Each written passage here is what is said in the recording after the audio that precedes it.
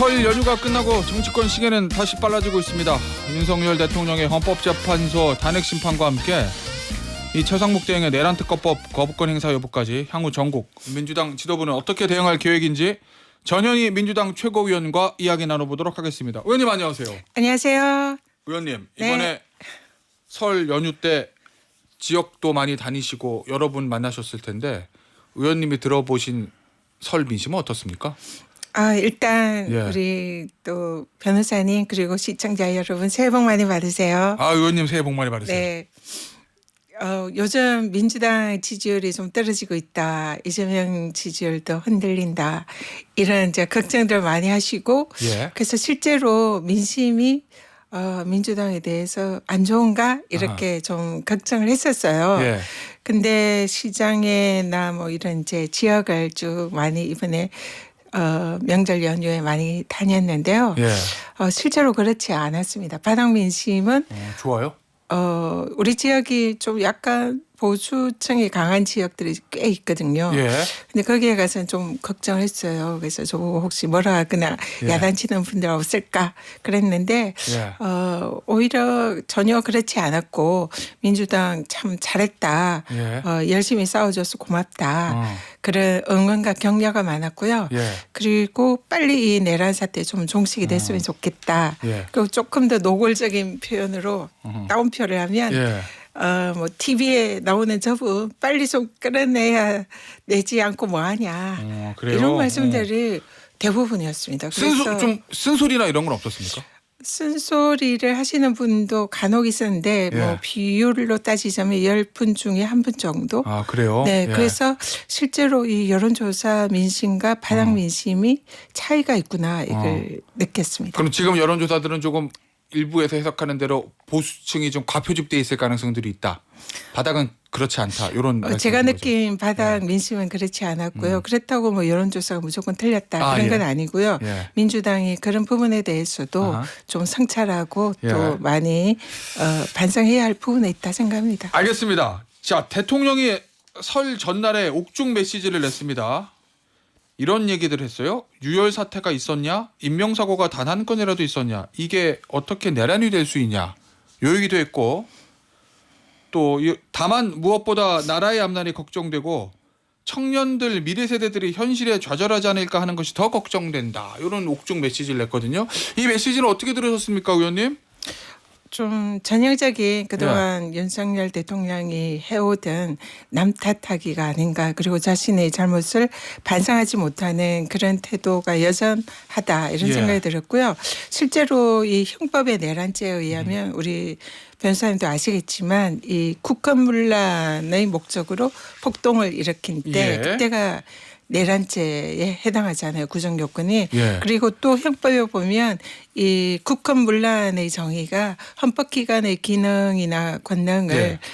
무력화하기 위한 그런 행위 그런 것을 국헌문란으로 보잖아요. 그리고 예. 대법원 판결도 똑같은 취지로 그 헌법기관인 그 국회의 예. 기능을 무력화하기 위해서 국회를 침탈한 행위가 폭동이다 이렇게 정의를 판결을 한 바도 있습니다. 그래서 지금 예. 그동안 윤석열 대통령이 했던 그런 계엄군을 동원해서 국회를 침탈하고 국회의 계엄 해제 요구권을 무력화시키려고 했던 그런 일련의 행위들이 예. 이 형법과 판례에 정해진 내란의 정의에 부합하는 행위다 이렇게 예. 보고요. 그리고 실제로 대통령이 이 국회의원들 끌어내라 이렇게 했다는 예. 그런 것은 어제도 기사에 보니까 80여 명의 80여 건의 그런 녹취록 그 국회에 들어왔던 계엄군 지휘관들의 예. 통화 녹취록도 증거가 다 있다는 거잖아요. 예. 그래서 실제로 그런 의도를 가졌지만 국민들이 막아줬고 그리고 국회 보좌진들이 막아서 실제로 의원들을 끌어내지 못해서 계엄이 효력을 발휘를 하지 못한 것이지 그런 의사가 없는 그런 행위는 아니었다. 그래서 예. 사실상 그 자신의 그 행위에 대해서 그 국민들이 막아서 그게 실제로 이런 예. 뭐 정치인 체포나 유혈 사태가 없었던 것이지 알겠습니다. 그걸 이렇게 마치 없었기 때문에 내란죄가 예. 아니다라고 하는 것은 좀 어불성설이 아닐까. 알겠습니다. 생각합니다. 대통령이 지금 2개 재판을 받고 있는데 제일 지금 빨리 진행되고 있는 게 헌재 탄핵 심판이에요. 자, 그런데 여당에서 이 헌법재판관들의 어떤 성향 이런 것들을 거론하면서 탄핵 심판의 중립성하고 공정성에 대한 의문을 제기하고 있거든요. 권성동 원내대표는 민주당과 우리법연구회 출신 법관들의 정치사법 카르텔이 있다. 이렇게 얘기하면서 이제 저 문영배 권한대행, 이미선, 정계선 재판관 요 3명에 대한 문제를 제기하고 있습니다. 어떻게 보십니까? 요 저 국민의힘의 문제 제기. 이 법조인들 특히 이제 좀 더 그 기수가 이 높다든지 이런 법조인들은 그 당시 사법 시험에 합격자 수가 적기 때문에 웬만하면 다 친분이 있고 다 아는 사이잖아요. 저도 이렇게 따져보니까 헌법재판관 중에 제가 친분이 있고 또 아는 분들이 계시더라고요. 아, 그래요? 연손 동기 분들. 동기는 아니지만 여러 가지 인연으로 아는 분들이 많은데 그래서 이런 개인적인 친분 관계는 있을 수 있습니다. 근데 그중에 뭐 누구 꼭 집어서 누구하고 아주 친분이 있어서 이제 좀 뭔가 공정성에 의심이 가는 그런 판결을 할 수 있다라고. 예를 들면 국민의힘 주장은 이제 저 이재명 대표하고 문영배 권한대행이 연수원 동기고 노동법 박해를 같이 해서 친하다 뭐 이렇게 주장해요. 네, 그래서 그런 정도의 친분은 있을 수 있는 친분이고 그 때문에 판결에 영향을 미칠 수 있다 그런 생각은 하지 않고요. 거기에 대해서 만약에 그러면 정형식 재판관 그분의 경우에는 윤석열 대통령이 직접 임명하신 분이잖아요. 그리고 또 계엄의 날 다음 탄핵 직전에 12월 6일 날 윤석열 대통령이 문영식 재판관의 처형인 박영선 전 의원을 진실화해위원회 위원장으로 또 임명을 했잖아요. 사실상 탄핵 재판이 있을 것을 예측하고 그게 영향을 미치려는 의도로 그렇게 그 친척을 임명한 게 아닌가 그런 의구심을 이제 제기가 야권 일각에서 많이 됐는데 그 때문에 우리가 민주당이 그러면은 정형식 재판관도 기피해야 된다 이런 주장하지 않잖아요. 그러니까 그런 정도의 인연은 있을 수 있고 거기에 대해서 자신들이 비판받을 수 있는 이런 부분을 감추고 그런 부분만 지적을 하는 것은 이건 전형적인 내로남불이고 이 상식에 맞지 않는 그런 주장이다 생각합니다. 그 부분은 어때요? 이미선 재판관의 동생 변호사입니다. 정계선 재판관의 남편 변호사예요. 그런데 뭐 저 윤석열 대통령 탄핵 추진위원회인가 뭐 정확한 명칭은 제가 기억이 안 나는데 거기 이제 해서 윤석열 대통령 탄핵을 강하게 주장하는 단체에서 활동하고 있다. 이러면은 공정성에 의심받을 수 있는 거 아니냐라는 국민의힘의 주장은 어떻게 보세요? 그 아마 정계선 재판관의 경우에는 그 남편이 황필기 변호사. 네네 좀 이제 그런 활동을 하고 있다 뭐 이런 이제 주장이 있는데 거기에 대해서 또 한편으로는 그 남편분이 충안고등학교 출신으로 윤석열 대통령과 같은 또 학교 출신이라고 하더라고요. 그래서 이런저런 법조계는 얽혀있는 인연 때문에 친분이나 그런 인연은 누구든지 거의 있을 수 있잖아요. 변호사님도 아마 그런 부분을 잘 알고 계실 텐데 그래서 그런 것 때문에 판결이 영향을 미치고 판결이 달라진다 이렇게는 생각하지 않습니다. 그래서 그런 주장은 옳지 않은 지적이다 그렇게 생각합니다. 알겠습니다. 자, 정확히 말씀드리면 이미선 재판관의 친동생인 이상희 변호사는 민변 산하 윤석열 퇴진 특위의 부위원장. 요거는 제가 정확히 말씀을 드리겠습니다. 자, 그리고 그럼 국민의힘의 이런 주장들이 어떤 무리한 주장이라는 걸 알면서도 다른 목적을 위해서 공세를 펴는 거다 이렇게 혹시 보십니까? 뭐 추정 큰데 헌법재판이 만약에 탄핵의 결론이 난다면은 그 탄핵의 결론을 이르게 한 재판관들이 뭔가 정치적 편향성이나 불공정하게 판결을 했다. 그래서 그 탄핵 재판에 불복하려는 그런 이제 밑밥이랄까 이런 것을 깔아놓는 행보로 볼 수도 있는데요. 근데 실질적으로 탄핵 결정이 나면은 국민의힘이 그렇게까지 무리를 하지는 않을 거다 이렇게 생각을 하고요. 지금은 어쨌든 그 탄핵 재판에서 인용 결과가 나지 않도록 뭐 할 수 있는 모든 이제 그 여러 가지 뭐 일종의 변론이랄까 이런 걸 하는 차원이다. 예. 이렇게 생각을 합니다. 그렇지만 너무 지나치게 예. 재판관들에 대해서 걸고 넘어지는 것은 좀 부적절해 보인다. 그렇게 생각합니다. 일종의 그럼 그 재판관들에 대한 경고성 차원에서 일종의 변론 전략 중에 하나라 이런 말씀이신 거죠? 그렇게 뭐 해석될 수 있을 것 같습니다. 예, 알겠습니다. 지금 8명이잖아요, 헌재가요. 네. 그런데 최상목 대행이 여야 합의를 이유로 마은혁 헌법재판관을 임명하지 않았습니다. 요거 이제 위헌 여부를 헌재가 곧 결정한다고 하는데 국민의힘에서는 새로 여야 합의로 임명해야 된다 이 얘기를 하거든요. 마은혁 헌법재판관도 우리 법연구회 출신이다. 안 된다. 이런 얘기를 합니다. 국민의힘에서. 어떻게 보십니까? 국민의힘의 주장 새로 합의하자. 일단은 여야 합의가 없었다는 최상목 대행의 주장은 그 사실과 다르고요. 예. 그 당시에 여야가 서로 합의를 한 그런 문건을 국회의장에게 제출을 했고 국회의장께서 그걸 증거로 헌법재판소에 제출을 한 걸로 알고 있습니다. 예. 그래서 여야 합의는 분명히 존재를 했고 나중에 국민의힘이 그 합의를 번복을 한 거죠. 그래서 일단은 합의가 이미 있었기 때문에 그 효력은 이미 생겼다 이렇게 생각을 하고 있고요. 예. 그래서 그런 부분에 대해서 지금 그 헌재의 뭐 결정이나 이런 거에 대해서 뭔가 영향을 미치려고 하는 이런 모습은 맞지 않다. 그래서 그리고 또 최상목 대행의 경우에는 그 원래 대통령이 3명을 임명하게 돼 있고 헌법재판관을 예. 그리고 국회 그리고 또 대법원에서 이렇게 3명씩 그 상권 분립에 딱 예. 그 해서 추천을 하게 돼 있잖아요. 그럼 그 추천을 한 국회가 추천을 한 예. 그 이제 헌법재판관은 대통령 임명권은 일종의 형식적이고 예. 요식적인 절차다 이렇게 보거든요. 예. 그래서 국회에서 3명을 합의에 의해서 추천을 했으면은 당연히 임명을 해야 됩니다. 그리고 그 중에서 누구는 국회 합의가 있었다, 누구는 없었다 이 자체가 어불성설이고 예. 최상목 대행에게는 그것을 고를 권한이 없습니다. 예. 그래서 이거를 그 자신의 임의대로 3명 중에 2명은 임명을 하고 1명 예. 임명 안 한다. 이거는 헌법에도 위반하는 그런 예. 행위다 보고요. 그래서 좀 매우 알겠습니다. 부적절한 행위다 이렇게 봅니다. 의원님, 이 내란 특검법이 지금 최상목 대행이 거부권을 행사하는지 안 하는지가 오늘 결정이 될 텐데 거부권 행사할 거란 전망이 많습니다. 민주당 어떤 입장이십니까? 여기에 대해서?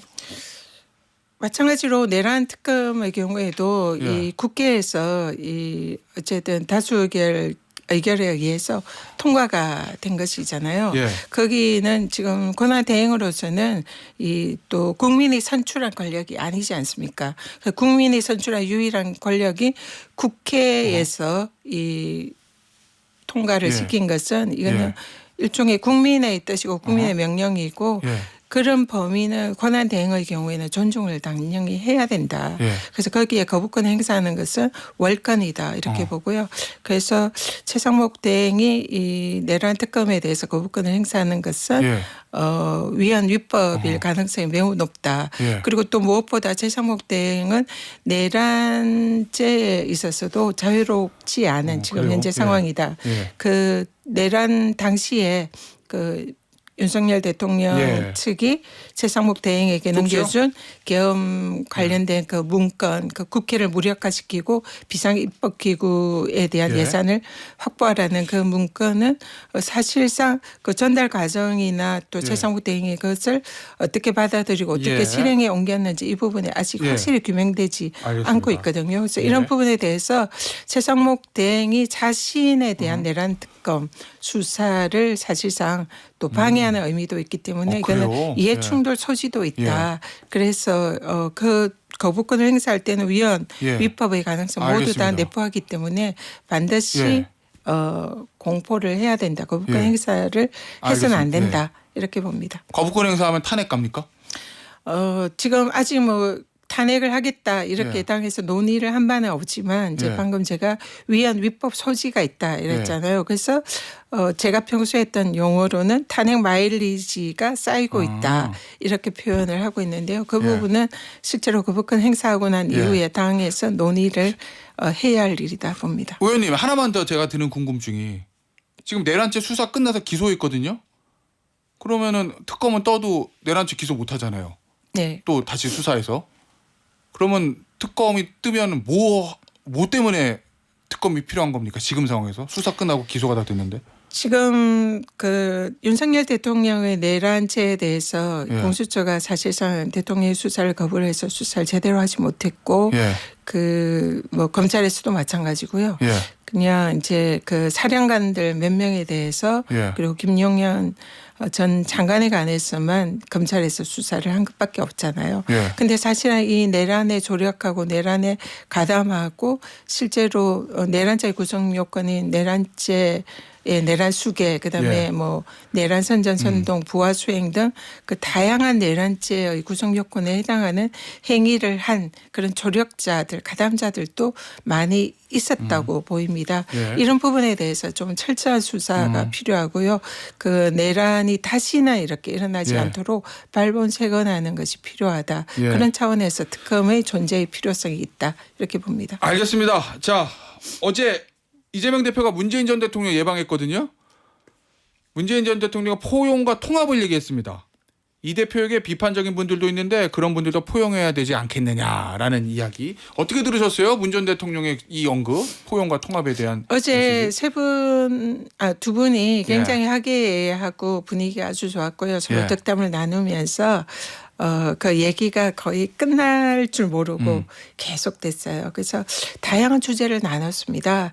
뭐 이 계엄부터 또 내란부터 이것을 또 국가적 위기를 어떻게 극복을 할 건지 경제 위기를 어떻게 극복을 할 건지 그리고 국민들이 분열된 것을 어떻게 통합을 할 건지 이런 예. 여러 가지 얘기를 이제 나누는 과정에서 가장 중요한 화두가 통합과 네. 포용이었습니다.